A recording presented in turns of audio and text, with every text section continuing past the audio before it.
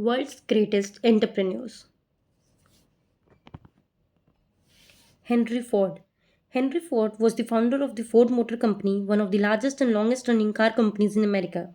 Henry Ford was born on July 30, 1863, in Michigan to William and Mary Ford. Since he was a young boy, Ford enjoyed tinkering with machines, farm work, and a job in a Detroit machine shop presented him with ample opportunities to experiment. He practiced his skills on watches and repaired items for his friends and neighbors. Soon he gained the reputation of a watch repairman. After his mother died in 1876, he was devastated. He left home with his 6th grade level education in 1879 and started to work in a factory in Detroit.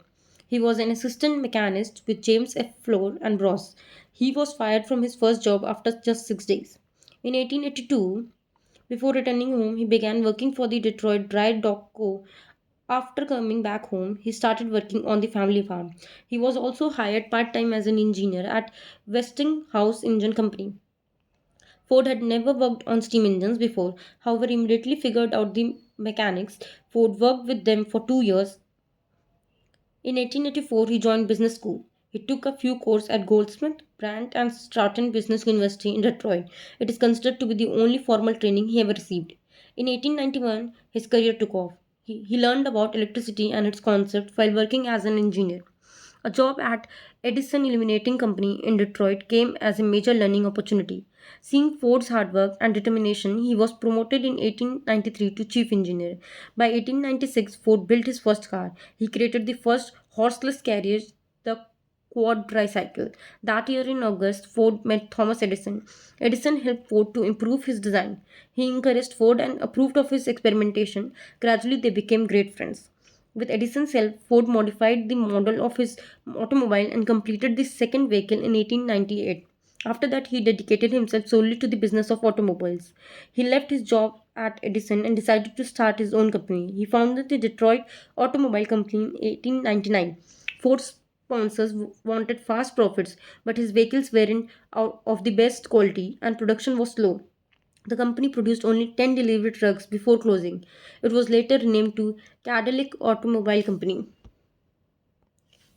In 1901, Ford rebuilt his reputation by racing. He drove his first race car, sweepstakes, to victory. Finally, in 1903, the Ford Motor Company was born. In 1904, Henry Ford agreed with the idea of expanding and building Ford in Canada.